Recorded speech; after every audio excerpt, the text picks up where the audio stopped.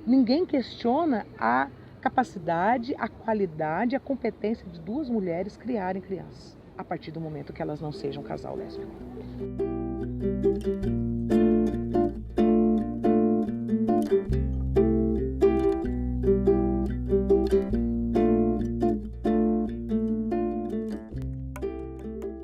Assim, a gente já vivia como um casal e a gente sentia falta de alguma coisa, que era o E filho. no começo do nosso relacionamento, o que mais impactou da identidade que bateu é a questão da gente ser mãe mesmo.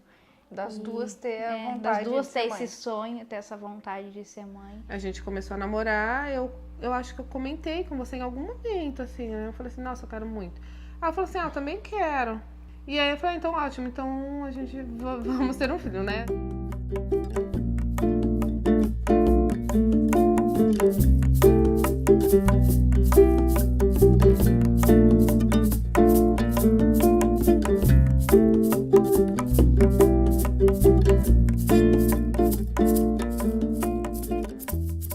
A nossa Constituição, artigo 225, parágrafo 1º a 3º, ela traz 3 formatações de família.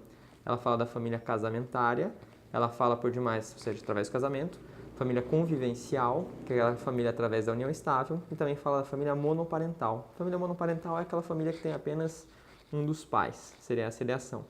Para falar disso é importante falar da nossa Constituição e falar principalmente em relação ao princípio do afeto, que deu contornos pós-Código 2002, porque até o Código de 2000, no caso de 1916, a gente falava numa família hierarquizada, a gente falava numa família heterogênea e a gente falava numa família que tinha como base o casamento, razão pela qual então o vínculo de filiação era necessariamente um vínculo genético. Pós-Código de 2002, com base no caso na Constituição de 88, a gente fala hoje no princípio do afeto.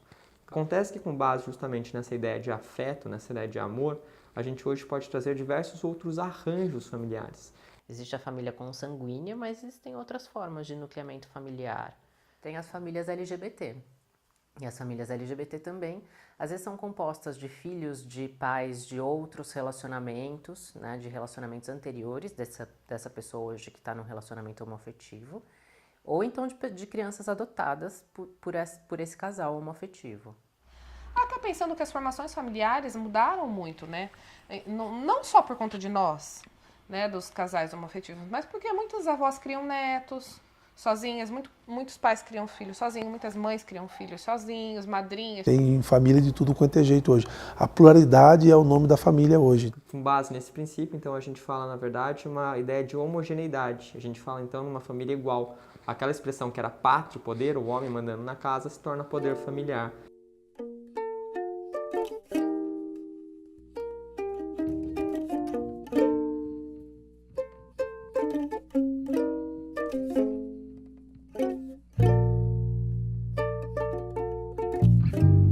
Eu sempre tive o desejo, já existia em mim.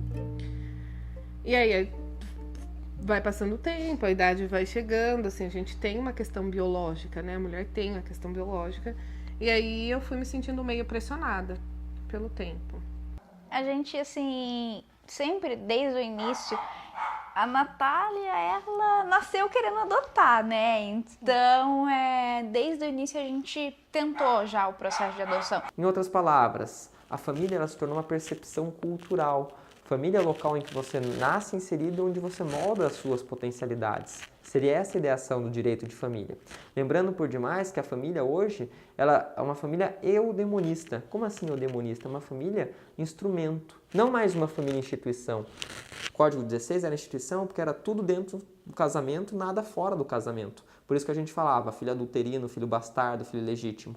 E hoje, eudemonista por quê? Porque a gente fala uma família instrumento, é uma família instrumento pela busca da felicidade. Poxa, faz toda a diferença. O que eu quero dizer com isso? Quero dizer então que a família hoje ela é constituída com base nessa felicidade, com base no amor. Então não importa se o vínculo vai ser um vínculo heterogêneo, ou seja, uma família que a gente fala família tradicional, homem e mulher, ou uma família homogênea, homem com homem, mulher com mulher. Isso é indiferente.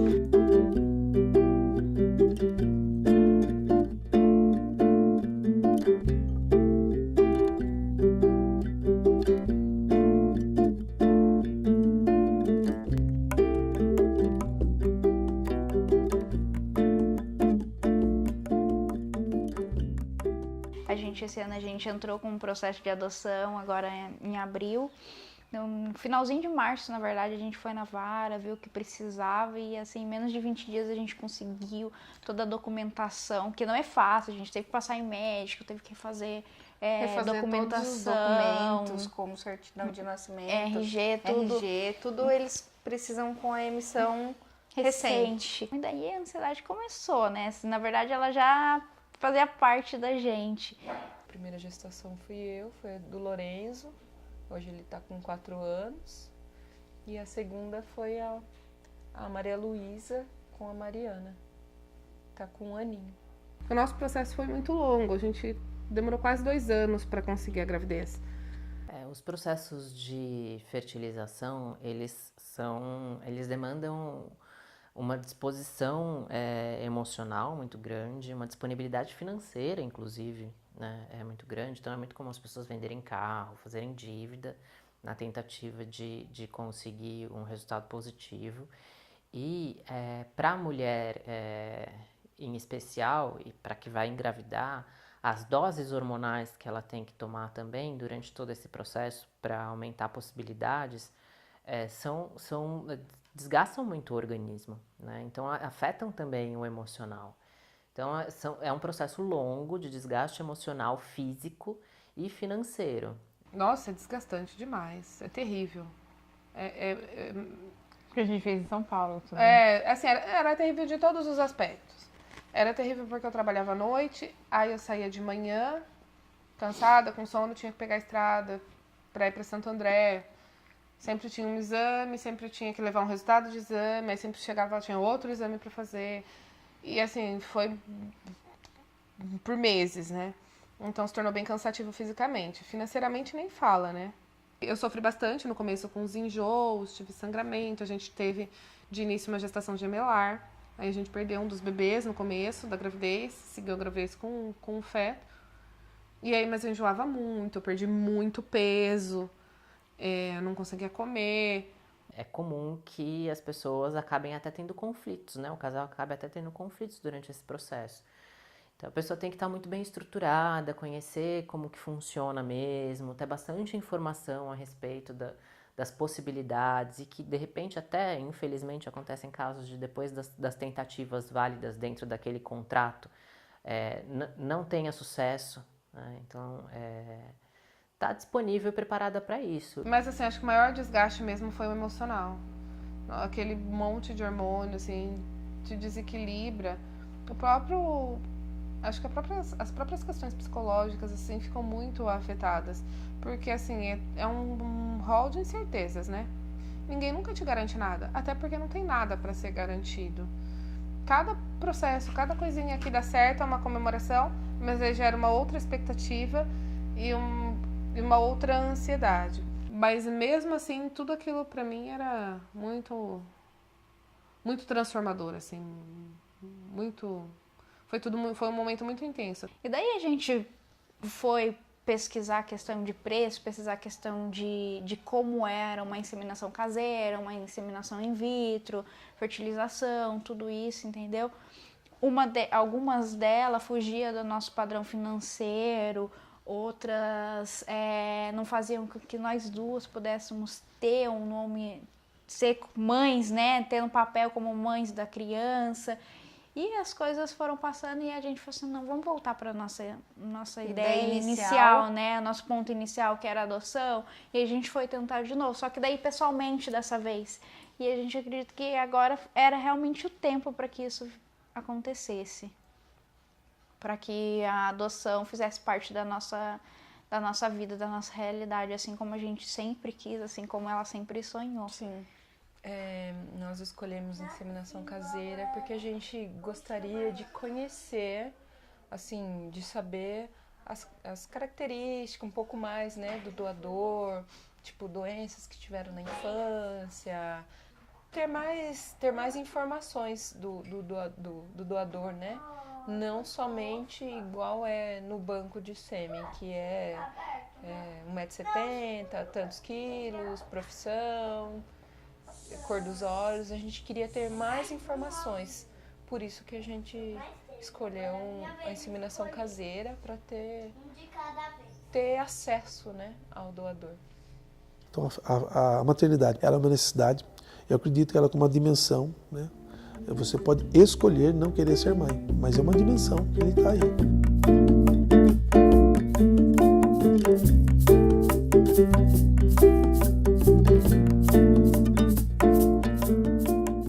Para que seja realizada a adoção, a pessoa que está fazendo a adoção, ela tem que gozar, no caso, de capacidade civil plena. Capacidade civil plena, a gente fala que a partir dos 18 anos, salvo situações excepcionais que franqueiam ela, se no caso ter essa capacidade de fato de exercício antes dos 18, como, por exemplo, emancipação.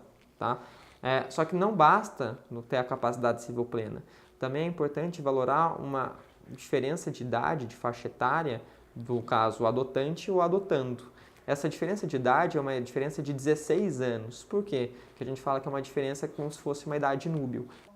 Na verdade, após o psicólogo, aí ele vai dar o aval, se a gente vai ser habilitado ou não. Ele dando esse aval, a documentação vai para a mão do juiz e o juiz emite um número de um processo no qual a gente vai entrar no Cadastro Nacional de Adoção. O nosso perfil é Um menino de 0 a 4 anos, com raça indiferente.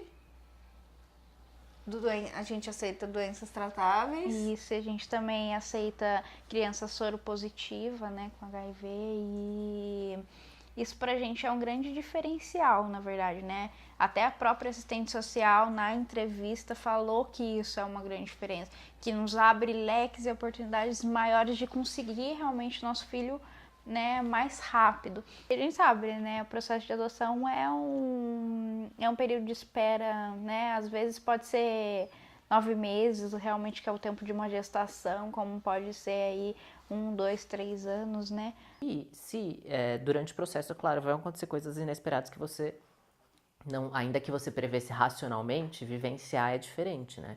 Então, se possível, procurar um acompanhamento psicológico, terapêutico, se fortalecer junto com amigos, família, no espaço de trabalho, ter liberdade para poder se ausentar, enfim.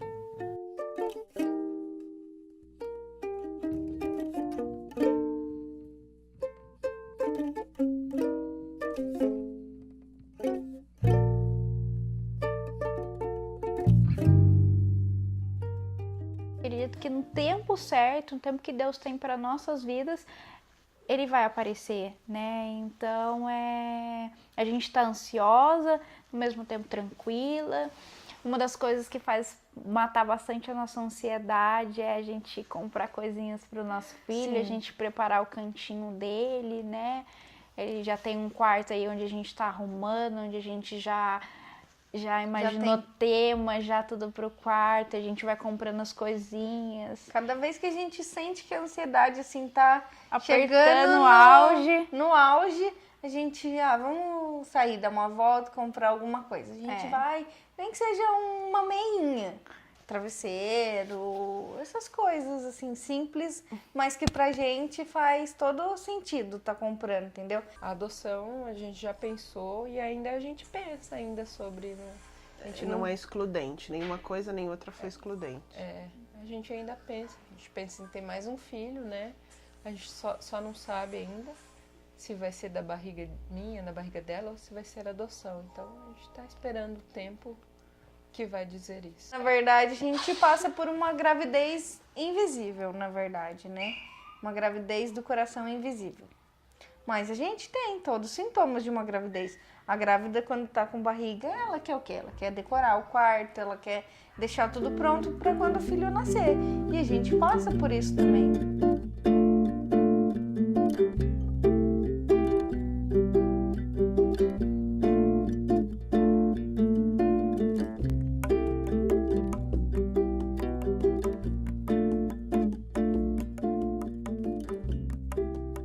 No Brasil não tem problema com a aceitação do LGBTQ+, temos sim, mas tudo é velado, né? Então a gente precisa retrabalhar isso, né? Desde o ponto de vista jurídico, para dar condições efetivas para as pessoas poderem de fato, manifestarem os seus desejos, a sua vontade de constituir células familiares e ser chamado de família, né? Ter carregar esse nome, somos uma família. Quando a gente faz algumas coisas que a sociedade nem tolera, isso é pecado, primeira coisa, que a criança dá de encontro é o pecado. Então, tratando exatamente nessa coisa do homossexual, e vai vendo que a sociedade não permite mesmo isso.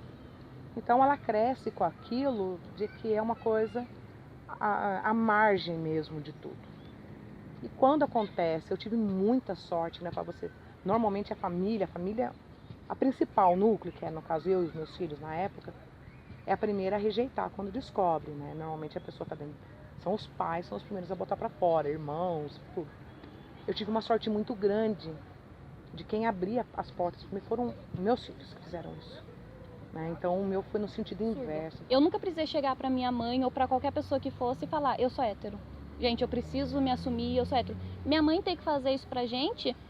Você começa a perceber que quando o gay, ele precisa se assumir, ou bissexual, ele precisa falar, gente, vem cá, deixa eu me assumir, deixa eu mostrar quem eu sou. Isso não faz sentido. Qualquer lugar que ele for estudar, independente do tipo de escola, não sei se vai ser preconceito, né? Mas algum tipo de bullying ele vai acabar sofrendo em algum momento. A gente pode começar a trabalhar que alguns desses efeitos relacionados aos direitos homoafetivos começaram assim de forma tardia, né? Por quê? Porque muitas vezes tinha o casamento, que na verdade não era nem casamento, porque aí que estava o grande problema, porque anteriormente não havia o casamento relacionado a pessoas homoafetivas, então somente a união homoafetiva. Se havia união homoafetiva, qual que era o problema? O problema era o seguinte, você não conseguia valorar a partir de qual momento começava a união. Então, vamos supor que determinada pessoa viesse a se separar. A partir de que momento que ela teria direitos? Primeiro entrave. Ou, por demais, tinha união afetiva. A pessoa veio a falecer, o companheiro. Opa, se ela vier a falecer, essa pessoa tem direitos a partir de que momento também, de que forma, né? Então, em razão disso, ou seja, dessa ausência de proteção, começou a ser dada maior quantidade de direitos, no caso, aos casais homoafetivos. Então, a partir daí, ou seja, de acordo com as mudanças sociais, o direito vai tendendo a justamente acompanhar essas mudanças. E porque se for pegar a Constituição, vai estar escrito casamento entre homem e mulher. E por que a gente viabiliza, então, o casamento de pessoas de sexos diferentes? Em razão dessa chamada mutação constitucional. O que é a mutação constitucional? O texto é o mesmo, o que se altera é justamente a interpretação. Muda-se a interpretação para quê? Muda-se a interpretação justamente para que a sociedade não fique desamparada e não fique, então, a Constituição desacreditada. A gente começa a constituir família de verdade, né? E aí, constituindo família, você começa a colocar pesos e medidas em tudo, né? A gente fica mais próxima, né? Eu acho que fica tudo muito mais misturado. Eu não sei te explicar direito. Dá uma junção, a gente se sente mais responsável uma pela outra, né? Eu acho que... E aí a gente vai deixando também... parece que vai deixando de ter uma infantilidade na relação, né? Parece que vai amadurecendo, a gente vai se preocupando. Se torna mais sério, né? Firmou o compromisso lá. Parece que é besteira, papel, mas é incrível como tem a energia muda, a direção muda.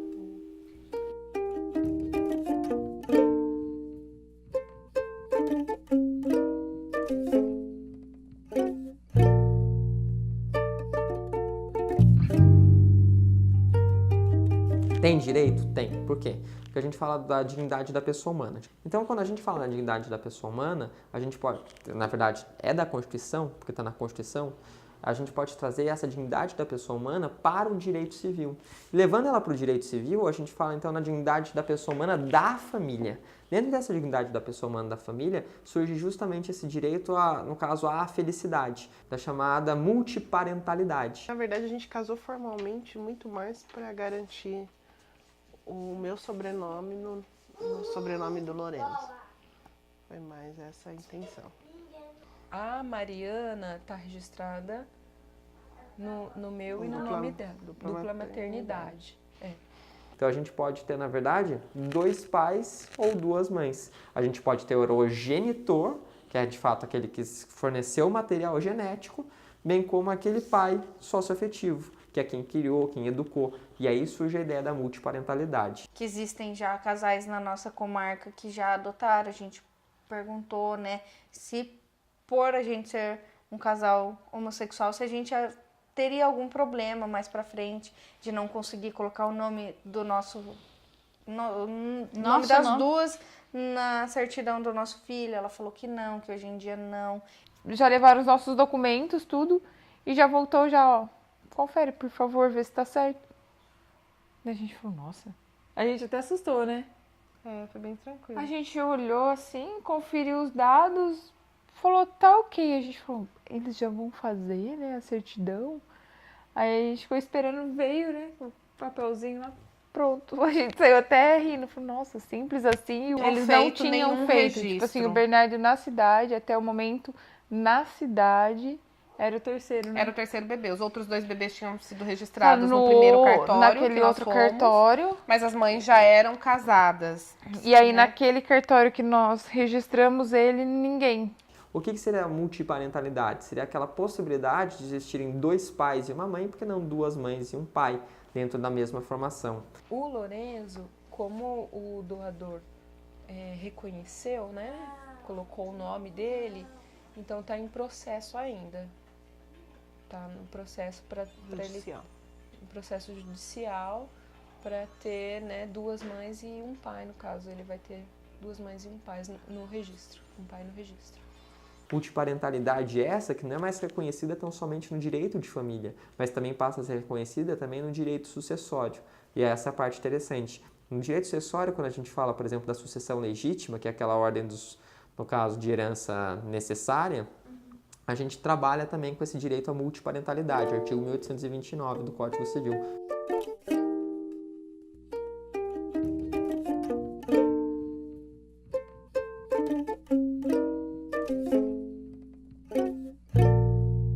Família onde há amor. Se você tem amor, né, a gente constitui família onde há amor.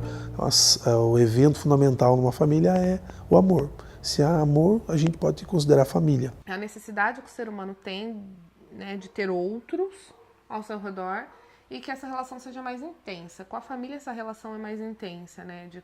A necessidade de cuidado, de proteção, de colaboração. A família se fortalece com uma comunidade, né? Essa comunidade pode ser uma comunidade familiar, consanguínea, né? De avós, tios e essas relações, ou uma comunidade familiar que seja de amizade, de vínculos de amizade ou vínculos de vizinhança, mas que também forma uma dinâmica de uma comunidade familiar. Quantas mais comunidades familiares uma criança tiver envolvida, mais saudável é o desenvolvimento. Porque ela vai aprender diferentes formas de ser e estar no mundo, diferentes culturas, né? Seja a cultura da própria família, a cultura da comunidade que ela vai estar inserida, da vizinhança. Então, quanto mais pessoas forem presentes na vida dessas crianças, mais rica é a vivência delas. Eu acho que sim, é o ápice da construção da felicidade. É um complemento daquilo que nós duas vivemos. Se ela for composta por amor, eu acho que já é válido.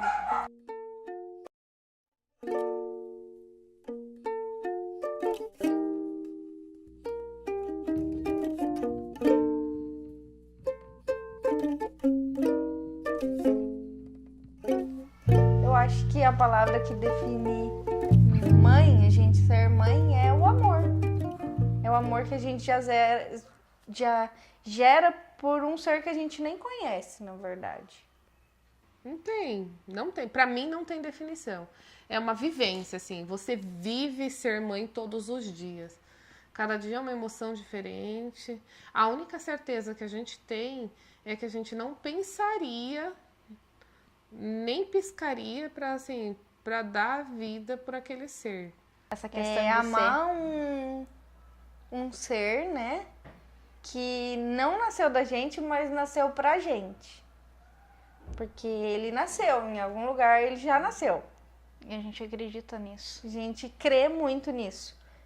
Por um lado é difícil que a gente se cansa, mas é mais fácil porque é nosso, né? A criança é nossa. Agora, esse relacionamento aqui Quando tá tudo bem, é muito, muito melhor, né? É uma coisa muito louca. É bem mágico. É um assim. sentimento nunca experimentado antes, assim. Porque a gente, ao longo da vida, vive amores, né? Amor pela mãe, amor pelos irmãos, amor pela tia, amor pelo amigo, né? Afetivos, mas é muito único o amor de ser mãe. É algo muito transformador, assim. E a gente pensa, a gente vive isso, sabe? Essa maternidade, esse período todo. Como eu já falei, é bem difícil, porque é um momento de ansiedade que une a um monte de coisas. Mas Medo também, né? Porque a gente tem medo. E quando ele chegar? Como que vai ser? Gente, vai ser boa Será, mãe? tipo, eu já até perguntei pra ela, será que vem com manual? Ele vai vir com manual? Como que é, né? É um amor que transcende, acho que, qualquer barreira. A barreira do sangue, a barreira da gestação de barriga. É um amor realmente inexplicável, imensurável. Uma vez eu até me questionei, falei, nossa, achei que a gente não conseguia amar mais do que amar a mãe, né? Você ama a mãe, continua amando, né? A mesma coisa, mas o amor por um filho é uma coisa que te transforma, assim, que te torna capaz de qualquer coisa, de matar, de morrer. E ele nasceu pra gente, ele tá esperando a gente. Ele tá esperando só o nosso processo terminar pra gente se encontrar. Mas é muito intenso, né? É muito gratificante ser mãe.